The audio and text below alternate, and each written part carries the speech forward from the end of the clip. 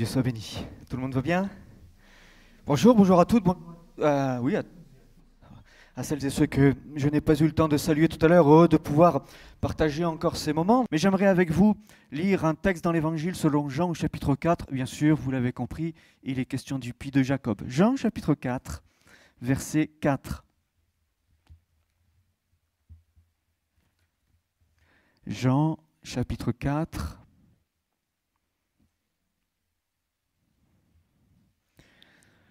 Verset 4, et nous ferons la lecture jusqu'au verset 15. Comme il fallait que Jésus passe par la Samarie, il arriva dans une ville de Samarie, oui, nommée Sichar ou Sichem, près du champ que Jacob avait donné à Joseph son fils. Là se trouvait le puits de Jacob. Jésus, fatigué du voyage, était assis au bord du puits. C'était environ la 6e heure.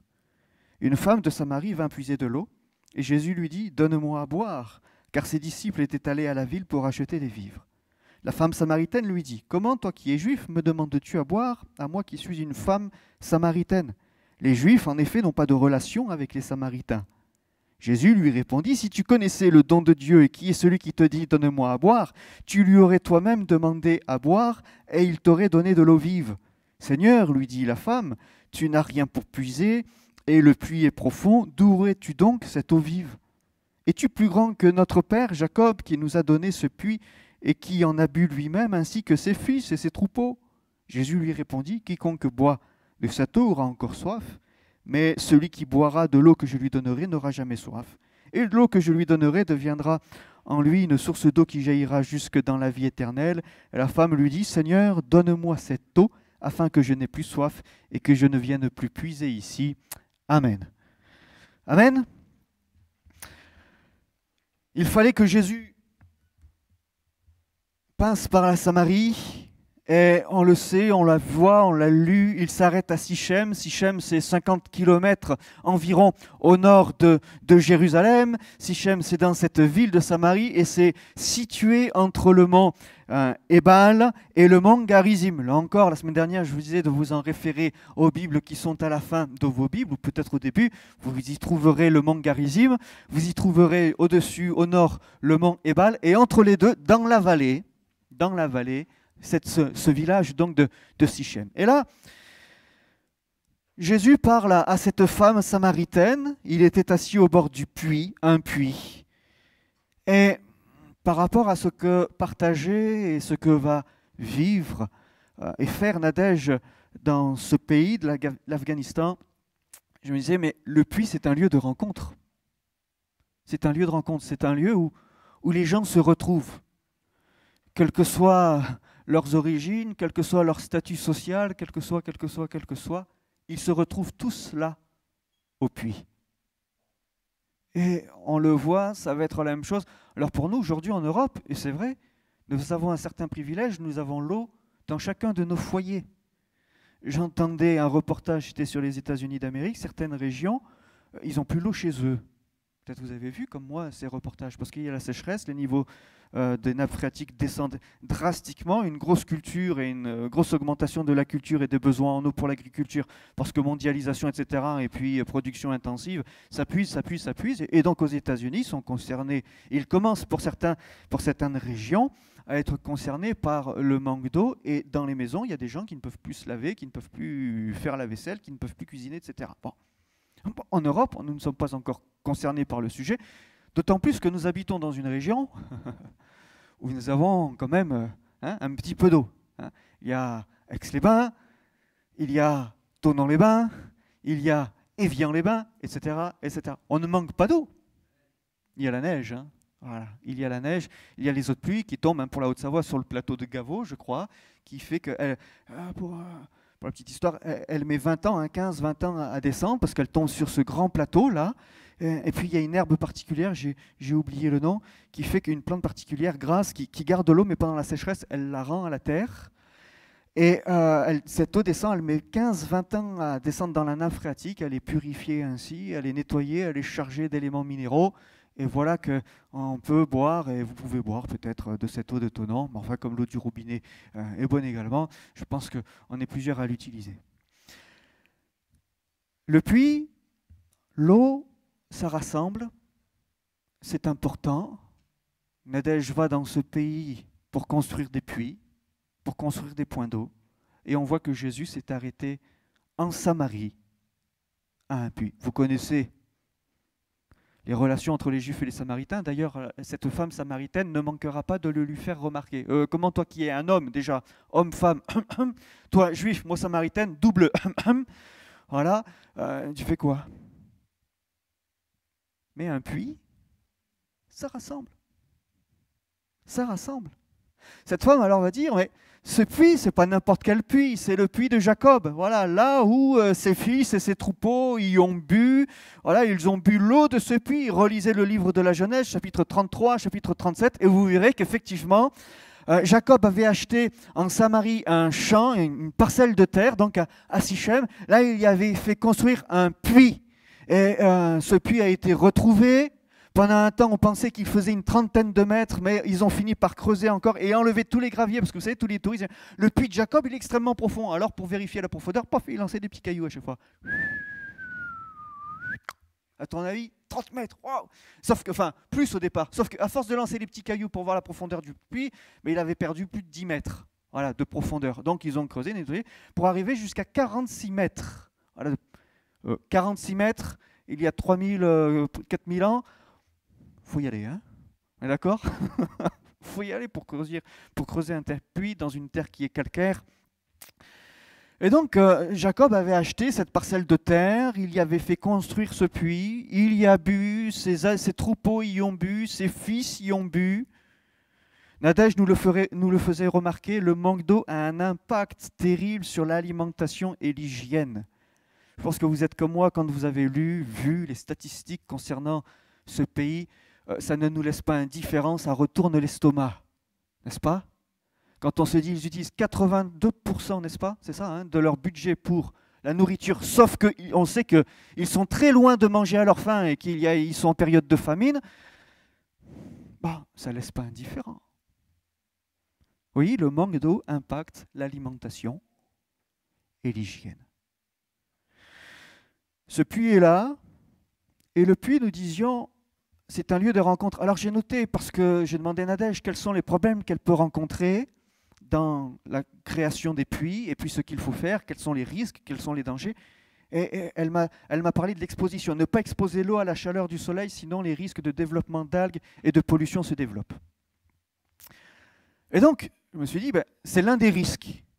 Donc, le puits et son exposition. Et figurez-vous que dans le texte que nous avons lu, il est question d'exposition, n'est-ce pas? Cette femme samaritaine va aller au puits de Jacob. Il nous est dit à midi, à la 6e heure, c'est midi, c'est lorsqu'il y a la plus forte chaleur. Cette femme est exposée. Elle va au puits, mais elle est exposée.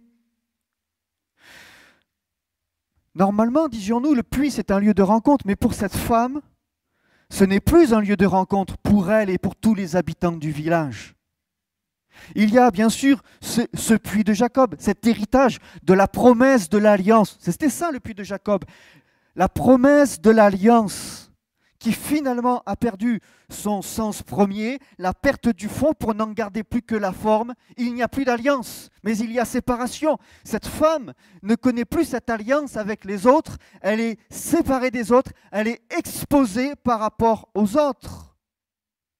Là se trouvait le puits de Jacob, et Jésus, fatigué du voyage, était assis au bord du puits. C'était environ la 6e heure. Une femme de Samarie vint puiser de l'eau.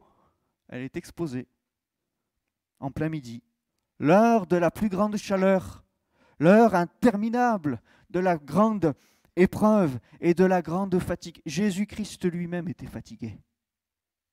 Jésus-Christ lui-même, là, fatigué, épuisé, en plein midi, exposé à la chaleur du soleil, va s'asseoir au bord du puits et demander de l'eau pour boire.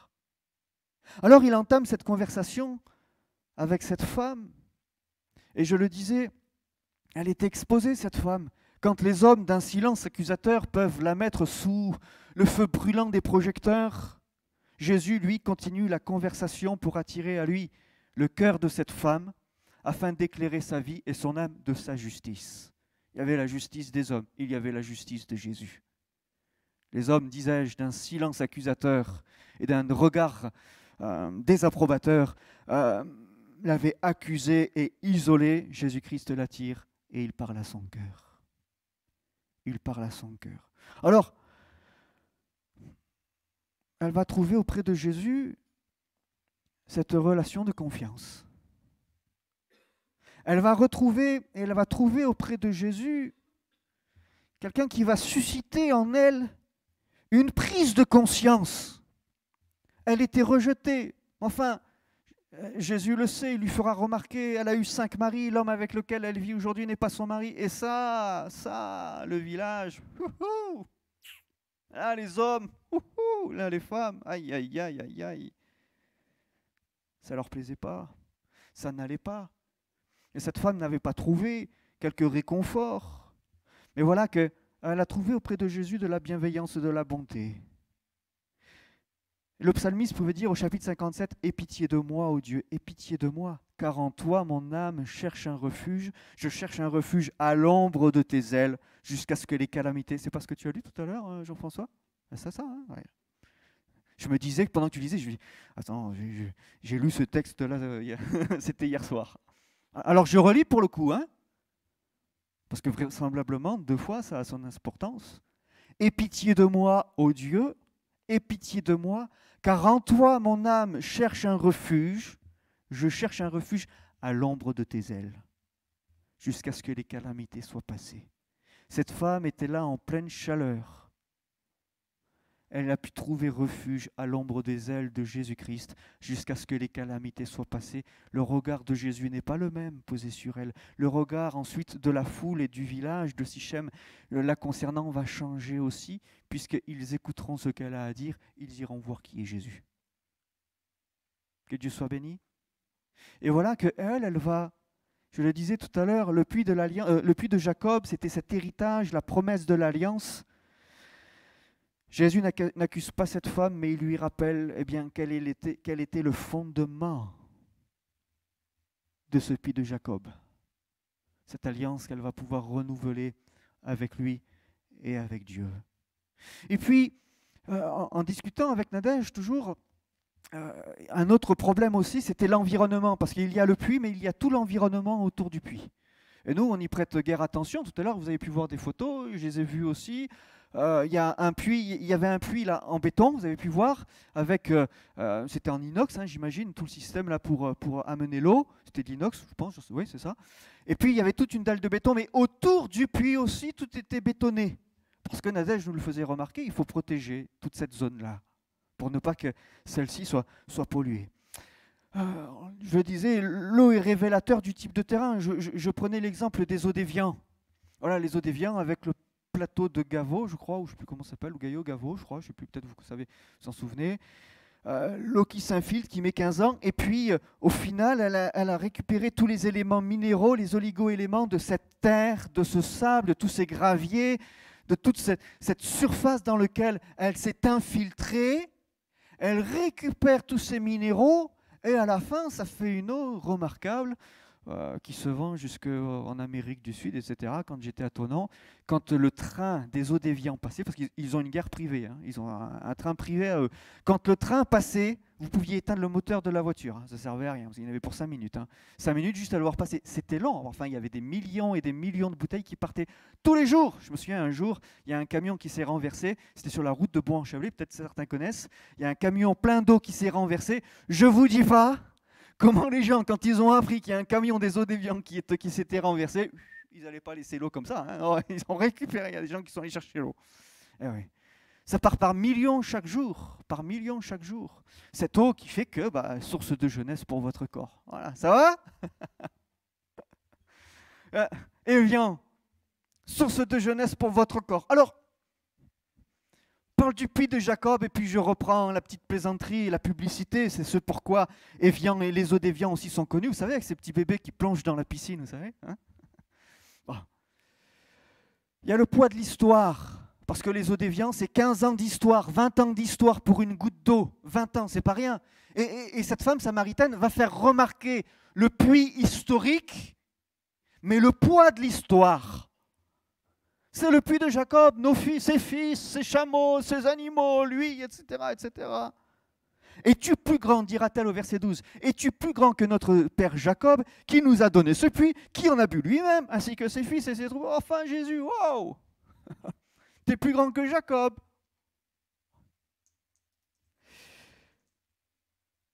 Le puits, son environnement, disais-je, c'est important. Quand ce qui contribuait, j'ai noté, à une foi vivante de nos pères, devient aujourd'hui une simple religion traditionnelle. Pardonnez-moi, mais c'est ça, n'est-ce pas? Es-tu plus grand que notre père Jacob? On revient sur es-tu plus grand que? Es-tu plus grand que? Il y a le poids de l'histoire qui est là, qui a marqué la Samarie, qui marque ce village de Sichem. Es-tu plus grand que notre père Jacob? Mais finalement, Jacob, qu'est-ce qui fait qu'il avait creusé ce puits? Qu'est-ce qui faisait la richesse? Qu'est-ce qui a fait la réussite, le succès, le salut de Jacob? C'était sa relation personnelle et privée avec Dieu, n'est-ce pas? Mais là, il n'y a plus. Il n'y a plus. Alors, il n'y a plus que l'héritage.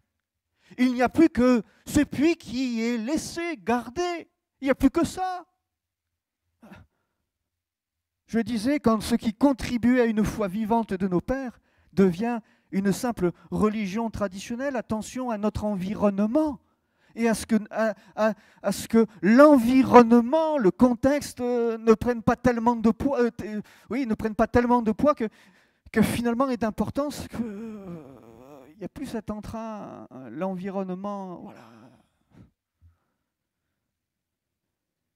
J'ai noté, on ne meurt pas d'un manque de savoir-vivre. Et c'est vrai, hein? On ne meurt pas d'un manque de savoir-vivre. Par contre, on meurt de ne pas savoir ce qu'est vivre. Ça, c'est l'histoire de la femme samaritaine, hein? Elle ne manque pas d'un manque de savoir-vivre, elle sait. Mais par contre, elle est en train de dépérir là parce qu'elle ne sait plus ce que c'est que vivre. Oui, il y a l'héritage, oui, il y a le puits, oui, il y a l'histoire de Jacob qui faisait que, oui, il y a le temple sur le mont Garizim, oui, il y a tout ça. Mais elle-même ne sait plus ce que c'est que vivre. Elle ne sait plus. La raison même de ce puits est dévoyée. Alors, je disais, on meurt de ne plus savoir ce qu'est vivre. Mourir. Comment est-ce qu'on pourrait le traduire pour nous aujourd'hui? Ben, je dirais, être mort, c'est quand on est incapable de faire un mouvement pour nous approcher de Dieu. C'est ça, être mort, quand on n'y arrive plus. On n'est plus capable de s'approcher de Dieu. On n'est plus capable d'être en mouvement pour rechercher la présence de Dieu, pour rechercher la présence de Jésus. Être mort spirituellement, c'est quand on reste sans réaction au message de l'Évangile, quand on est sans réaction à la bonne nouvelle de Jésus, quand on est sans réaction à l'amour de Jésus, aux sentiments de Jésus, aux enseignements de Jésus, là, il nous faut nous poser des questions. Il nous faut nous poser des questions. Oui, l'environnement est très important et il nous faut y veiller. Dans quel environnement sommes-nous et comment y vivons-nous? Qu'est-ce que nous vivons dans cet environnement? Ce qu'il faut, c'est vivre soi-même et présentement une relation avec Dieu. C'est ce qui était nécessaire pour cette femme samaritaine. Et je suis convaincu, et vous l'êtes tout autant que moi, que c'est ce qui nous est encore nécessaire, n'est-ce pas? On bénit Dieu pour l'histoire, et je bénis Dieu pour l'héritage qui nous a été transmis et donné. Maintenant, nous en sommes responsables et c'est à nous de le transmettre aux générations à venir. Et les générations sont là déjà au milieu de nous ce matin. C'est les vacances scolaires, c'est bien, hein? Elles sont là. Donc, les générations sont là. Ça veut dire maintenant, c'est à nous de transmettre. Mais on veut transmettre quoi? On veut transmettre quoi aux enfants qui sont là? Et puis j'ai vu, il y a même des petits formats encore. Hein,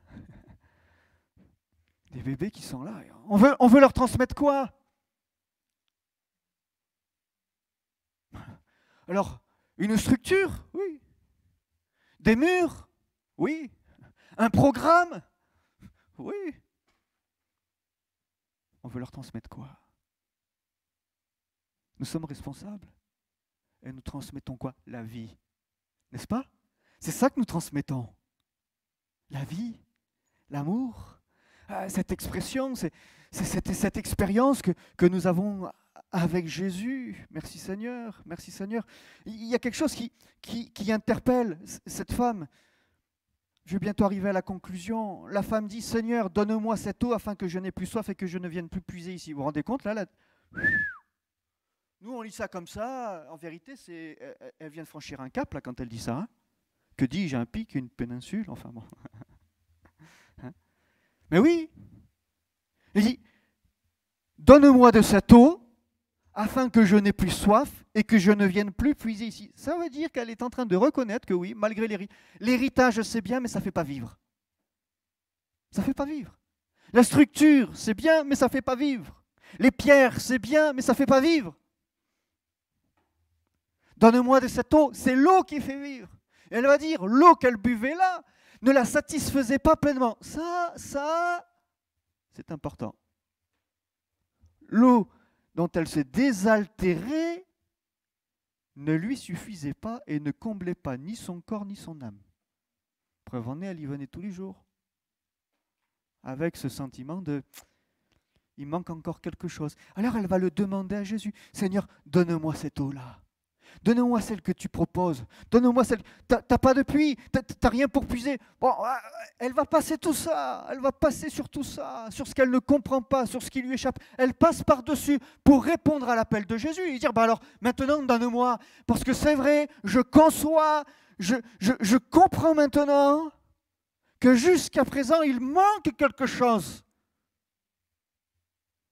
Et vient source de jeunesse pour votre corps avec la vie qui s'exprime. Parce que c'est quoi les bébés quand ils mettent les enfants ou les bébés? C'est la vie, n'est-ce pas? Eh bien, c'est ce que nous voulons encore. C'est ce que nous voulons. Et puis, Nadège, tu me disais, dans ces temps-là, il est nécessaire d'entretenir les infrastructures créées. Et les gens, la communauté, doit entretenir tout cela et récolter les ressources nécessaires, tu me diras si je me trompe, pour entretenir le point d'eau et les réparations nécessaires. C'est ça, voilà. C'est ensuite à la communauté d'entretenir, de prendre soin et de poursuivre. Tu me disais, parfois c'est un petit peu difficile parce que vu les régions, etc., et puis ils sont confrontés au même problème que nous, parce que tout ça finalement ça reste que du bénévolat. Il faut considérer l'ensemble de la communauté, l'ensemble de la société. On se dit, si les autres ne le font pas, pourquoi moi je le ferai? Et c'est vrai, si les autres ne le font pas, pourquoi est-ce que je le ferai pour les autres? Parce que finalement c'est pas que pour moi, c'est aussi pour les autres. Alors, pourquoi? Eh bien justement, et ça c'était ça le défi, c'est le défi. Et il y a toute une culture à changer. Tu me disais, ça ne se fait pas simplement avec un enseignement en leur disant, voilà, pim pam poum, c'est ce qu'il faut faire, et puis allez, ciao, au revoir. Non, il faut revoir la compréhension, il faut longuement discuter et leur montrer que oui, c'est utile, oui, c'est positif, que chacun, chacune s'investisse pour que ce qui est reçu puisse perdurer et se transmettre, communiquer. Tu disais tout à l'heure que l'eau des puits, le niveau d'eau a baissé de 50 mètres, c'est ça? C'est ce que tu disais? 50 mètres, c'est-à-dire il faut creuser de nouveaux puits. Il faut reforer. Et plus profondément. C'est du boulot, Ouais, mais on en avait des puits. Oui, mais l'eau est plus profonde. Il faut creuser encore. Il faut forer. C'est du travail, c'est de l'investissement. Et puis après, une fois que le puits est fait, il faut l'entretenir, il faut veiller à ce qu'il soit toujours propre, à ce que l'eau jamais ne soit polluée par tel ou tel déchet. Notre corps est composé à 60% d'eau, voilà, environ. D'où l'importance de bien s'hydrater. Et on en parlait il y a quelque temps, il est toujours important de boire avant même d'avoir soif. Alors il y en a qui meurent de soif. Nous, on a l'eau qui coule au robinet, et des fois, on oublie de boire. La vérité, c'est qu'il nous faut boire avant d'avoir soif. Quand vous avez soif, c'est que ça fait déjà longtemps que vous auriez dû boire. Bon. 60%, l'eau est importante.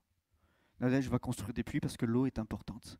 Dans un pays qui connaît une sécheresse terrible, une famine terrible, oui, le manque d'eau impacte l'alimentation et l'hygiène. Et que Dieu bénisse tous ces organismes, ces associations, ces œuvres qui travaillent et que Dieu les bénisse. L'eau vive que propose Jésus, bien sûr, c'est l'image du Saint-Esprit, de l'Esprit de Dieu qui vivifie notre âme en tant que chrétien encore aujourd'hui. Et c'est une source d'eau qui jaillit jusque dans la vie éternelle, est-il dit.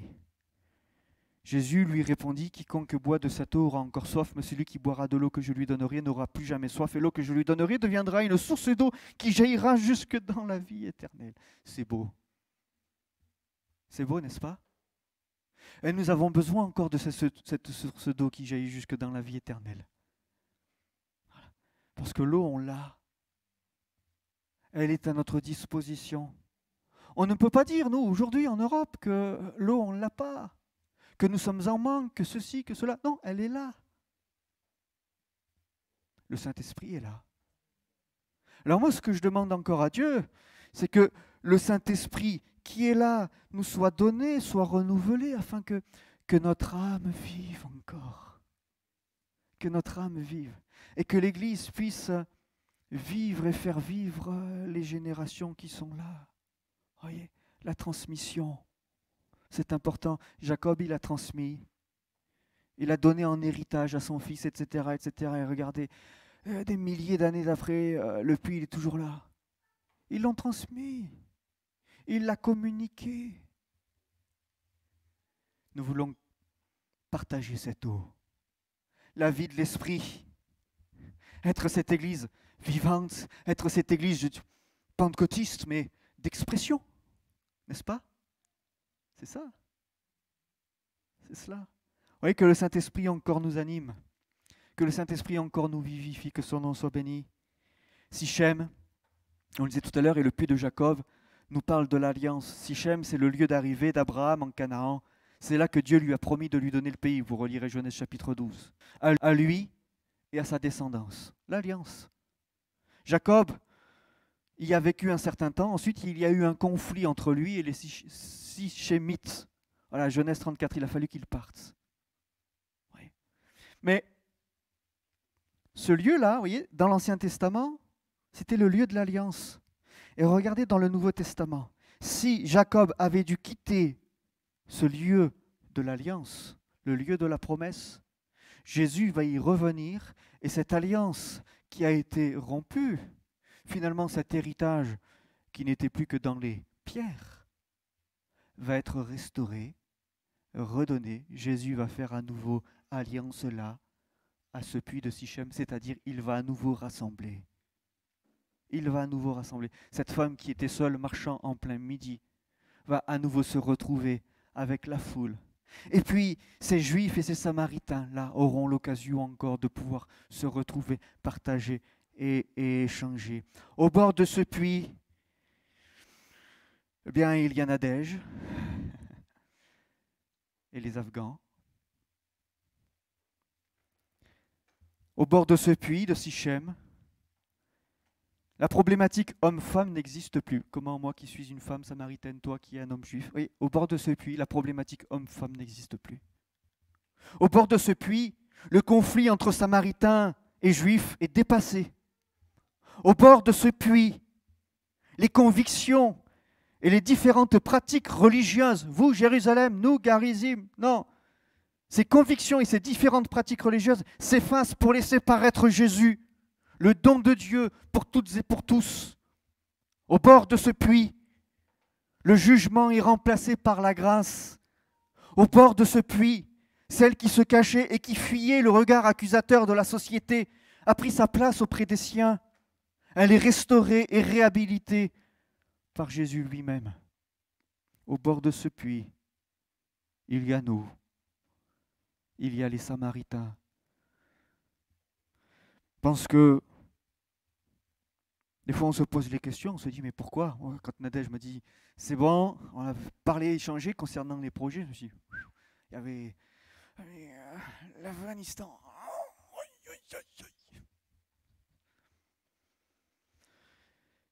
C'est des gens pour nous, vous savez, bon, c'est les Afghans quoi, c'est l'Afghanistan quoi, vous voyez? Garde de la distance, un petit peu comme les Juifs et les Samaritains, non? Garde de la distance parce que on a d'autres valeurs, on a une autre culture. Et puis nous, en tant que bons Français, on est toujours des bons donneurs de leçons, n'est-ce pas? Ça, me semble, hein, c'est typique.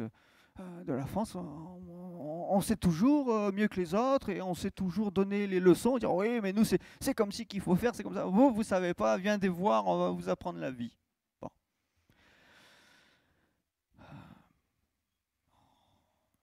Je crois qu'au travers de tout cela, ce qui m'a amené, la réflexion que j'ai menée, c'est Seigneur, eh bien, il y avait les Juifs et les Samaritains. J'ai pensé à ce Samaritain, vous savez, le bon Samaritain qui va recueillir le blessé. C'était l'inverse, voyez. Les Juifs, ils n'ont pas touché le blessé. C'est le Samaritain qui l'a fait. Quel enseignement! Quel enseignement! Alors moi, je veux prier et on va prier pour que le puits soit encore le lieu de la rencontre, mais pas pour y boire une eau qui ne désaltère pas ou plus, mais pour qu'il y ait cette eau vive.